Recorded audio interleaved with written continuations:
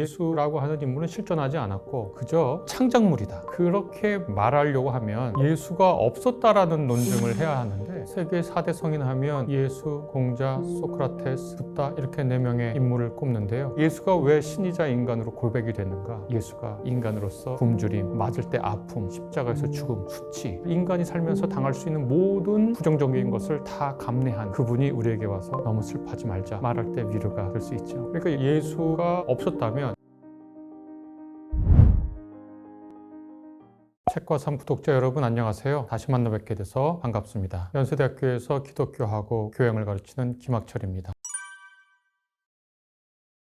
오늘 제가 여러분과 함께 나누고 싶은 책은 제가 최근에 쓴 책인데요. 초역, 예수의 언어라고 하는 책입니다. 이 책은 신약 성서에 들어있던 내용 중에 예수의 말씀을 오늘날 청중들이, 독자들이 이해하기 쉽도록 옮긴 책입니다. 이 책에 관해서 여러분과 얘기 나누면서 단지 2000년 전의 이야기가 아닌 오늘의 이야기로 같이 듣고 생각하고 나누고 경험하고자 하는 생각에서 이 책을 소개해드리고자 합니다.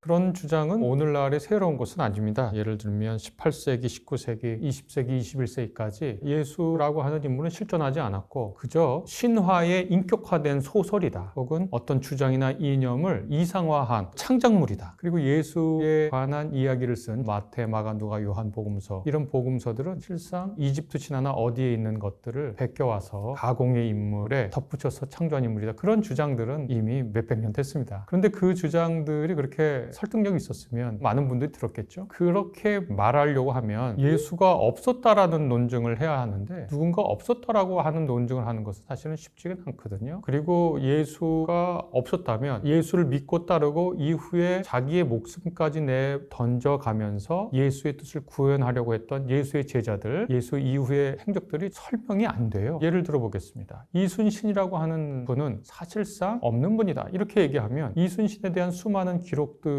거짓으로 설명해야 하고, 다 거짓으로 설명한다고 해도 임진왜란이라는 것이 어떻게 극복했는지를 또 설명을 해야 되거든요. 그러니까 예수가 없었다라고 하는 주장은 예수 이후에 있었던 예수 운동, 그 다음에 그 운동이 발판이 된 그리스도교의 가르침, 이런 것들을 설명해낼 수가 없죠. 역사적 예수가 없었다면 그의 제자들이 다 꾸며냈다는 얘기인데, 자기네들이 옹기종기 모여앉아서 우리가 예수라고 하는 인물이 있었다고 꾸며내자, 그리고 우리가 이 이념을 위해 살자, 그걸 실천하다가 죽고 내가 말한 건 진짜야 이렇게 얘기하고, 그럼 그 사람들이 야 너희들이 봤다는 그 사람 어디 있었다는 거야? 그러면은 다 그 형제자매도 꾸며내야 되고 입을 맞춰 거짓말을 해야 되는데 그거 보통 일이 아니죠. 그리고 또 예수가 했다고 하는 말, 했다고 하는 행적들, 그런 통찰들을 거짓말쟁이들이 다 해놔야 되는 거잖아요. 그거 쉽지 않죠. 물론 그렇게 믿고 싶은 분들은 그렇게 생각해도 되는데, 호사가들은 있기 마련이고 새롭지도 않고 설득력도 없는 그런 주장입니다. 역사학적 시각에서 봐도 예수라고 하는 실존 인물이 있었다고 보는 것이 훨씬 더 상황을 설명하기에 좋습니다. 세계 4대 성인 하면 예수, 공자, 소크라테스, 그다음에 붓다, 이렇게 4명의 인물을 꼽는데요. 사실 그것은 카를 야스퍼스라고 하는 철학자가 자기의 책에서 이 4명이 어떤 특정한 종교나 민족이나 지역이나 시대를 넘어서서 인류의 보편적 가치를 실행한 분이다. 두 번째로는 인격적 영향력이 굉장히 크다. 세 번째로는 역사의 분기점을 이뤘다. 이 3가지 기준점으로 4분을 인류의 성인이라고 구분했습니다. 소크라테스, 공자, 붓다, 예수 4분의 가르침이 동일하진 않죠. 그러나 공통된 것은 있는데요. 몇 가지 살펴보면, 하나는 힘이 당연한 세상에서, 힘을 추구하는 세상에서 힘 이상의 무엇이 있다고 하는 것을 알려준 거거든요. 붓다도 그렇고 공자도 그렇고 소크라테스도 그렇고 예수 그리스도도 인간이 양육강식의 세상에서 사는 것은 아니다. 인격을 감화시키는 것이 힘이 아니라 사랑, 지혜, 삶에 대한 통찰, 인간을 인간답게 하는 이런 것들이 인간 삶을 근본적으로 바꾼다. 중요한 가치들. 예수 그리스도도 힘이 아니라 사랑이, 자기 과시가 아니라 자기 비움이, 자기 혼자 사는 이기주의적 태도가 아니라 연대와 공존의 모색이 훨씬 더 인간을 인간답게 한다. 그런 측면이 아마 오늘날에도 여전히 예수 그리스도의 말과 그의 삶과 그의 행적을 우리가 기억하도록 하는 그런 필수적인 요소가 아닌가, 그렇게 생각합니다. 당시 청중들이 그 예수의 메시지에 반응했다고 하는 건 인간 안에 지금의 세상이 뭔가 잘못됐구나, 그런 공명을 불러일으킬 수 있는 요소가 있다고 하는 거겠죠. 예수 그리스도를 본 여러 시선이 있는데 그 중에 하나가 인간 안에 있는 신성, 디비니티를 지혜로운 분이다 이렇게 생각하는 분들도 꽤 있거든요. 그런 측면에서 보면 당시의 시대적 상황이 사람들의 안에 있는 디비니티, 신성, 거룩한 것, 위대한 것을 당시 사회경제적 구조가 가리거나 억눌리거나 누군가의 욕심에 의해서 그것이 흐려졌을 때 예수께서 인간 안에 있는 그 내면의 붉은 때를 지우시고 인간 안에 빛나는 신성을 밝게 해준 것, 그렇게 얘기할 수 있겠죠. 그래서 인간 안에 있는 위대한 것을 향한 가능성, 이런 것들을 구현하는데 위대한 선생으로서 역할을 하셨다, 그렇게 말씀드릴 수도 있겠죠.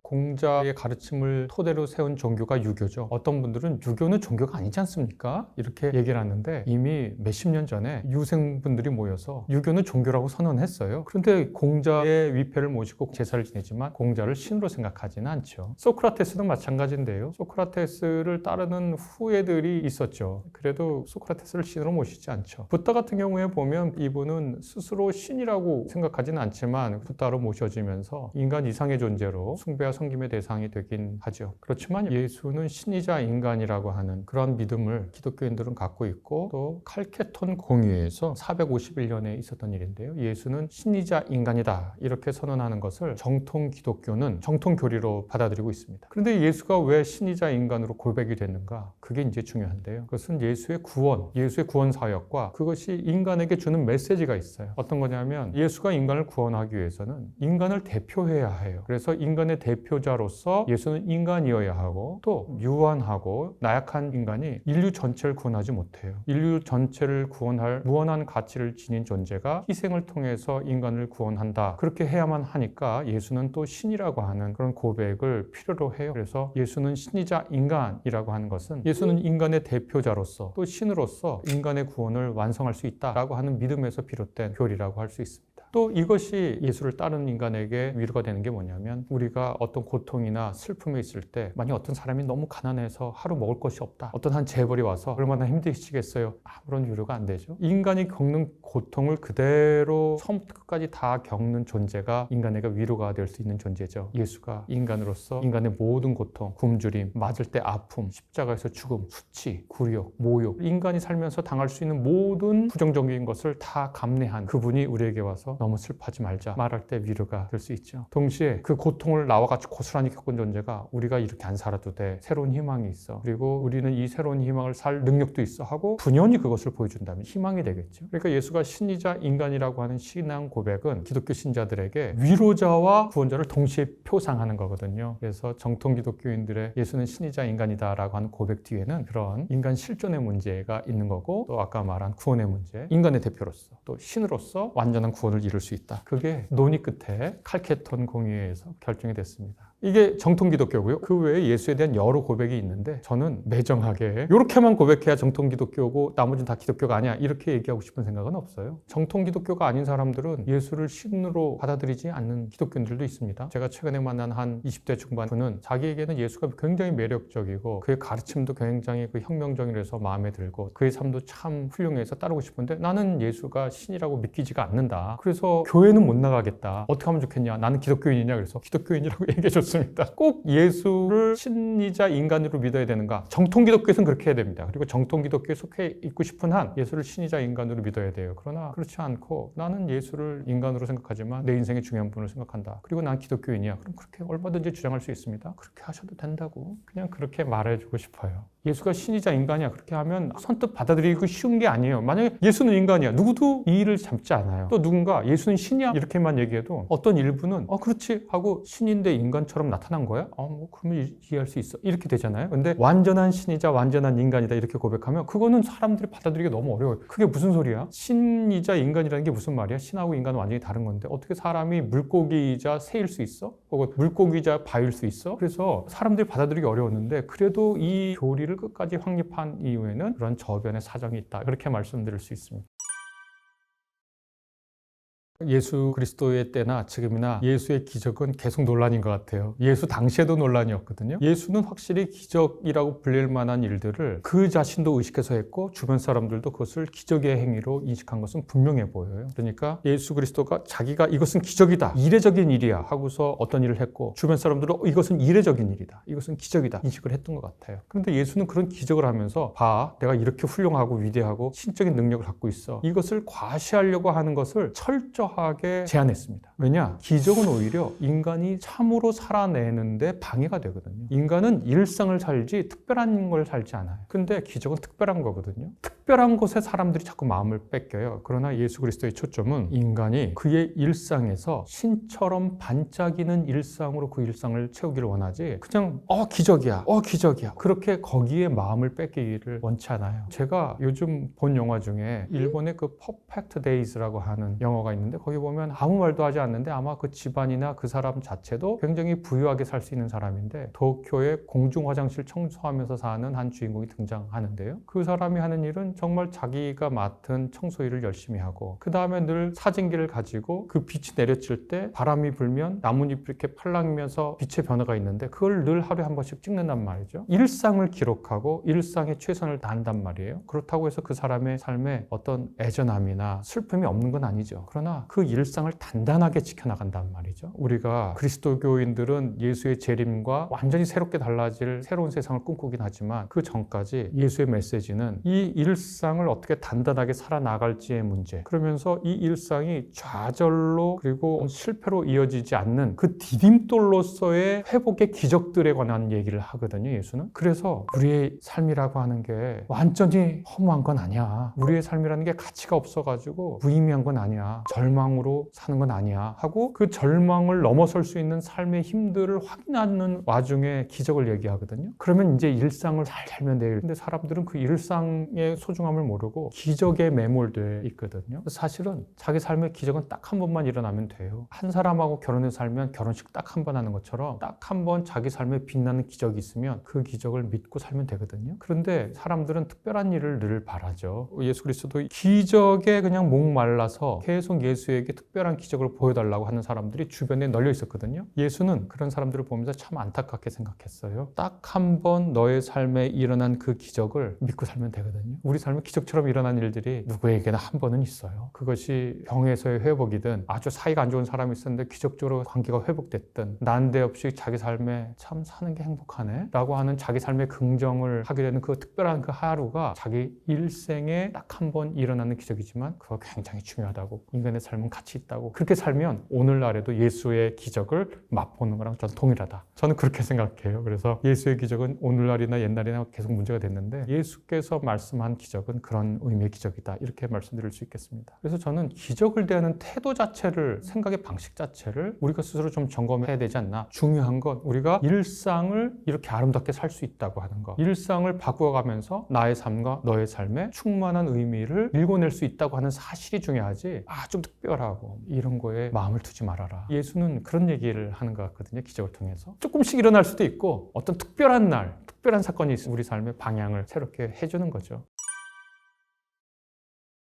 우리 삶에는 기본적으로 불안하잖아요. 이 불안이 두려움을 갖고 오고, 또 우리 삶에는 뭘 하고 싶거나 뭐가 되고 싶은데 안 되니까 거기로부터 오는 좌절감, 죄는 가졌는데 나는 못 가지고 그런 박탈감, 그리고 내가 내일을 살 수 있을까? 내 미래는 어떻게 될까? 하는 두려움과 불안, 이것이 2000년 전 예수의 시대나 오늘의 시대나 기본적으로 달라진 게 없습니다. 인간의 문명이라고 하는 것은 우연성을 최소화하고 두려움을 줄여주고, 박탈당했더라도 인간이 살 수 있는 복지체계를 만들고, 그래서 그것이 복지사회라고 하고 선진사회라고 하잖아요. 이거 못하면 죽어가 아니라, 이거 못해도 우리가 인간처럼 살 수 있는 근본적인 사회 구조를 만드는 거, 이런 거를 문명, 문화를 통해서 열심히 읽어왔는데 여전히 우리에게는 부족하게 느껴지죠. 그러니까 그러한 상태에서 예수가 했던 말들이 오늘날 사회에서도 여전히 유효하죠. 인간의 불안, 두려움, 박탈감, 좌절감 여전하니까요. 걱정 많이 하잖아요, 우리가. 그런 것을 향해서 예수가 주었던 말씀, 두려워하지 마라. 내일 일을 앞당겨서 걱정하지 마라. 오늘 걱정한 것 그걸로 충분해. 내일 할 걱정은 내일이 하도록 맡겨도, 걱정의 크기를 제한하고, 이런 예수의 지혜의 말들이 많거든요. 여전히 똑같은 인간의 감정, 그래서 거기에 위로와 격려와 힘을 줄 수 있는 예수의 말들이 여전히 유효하다, 저는 그렇게 생각합니다.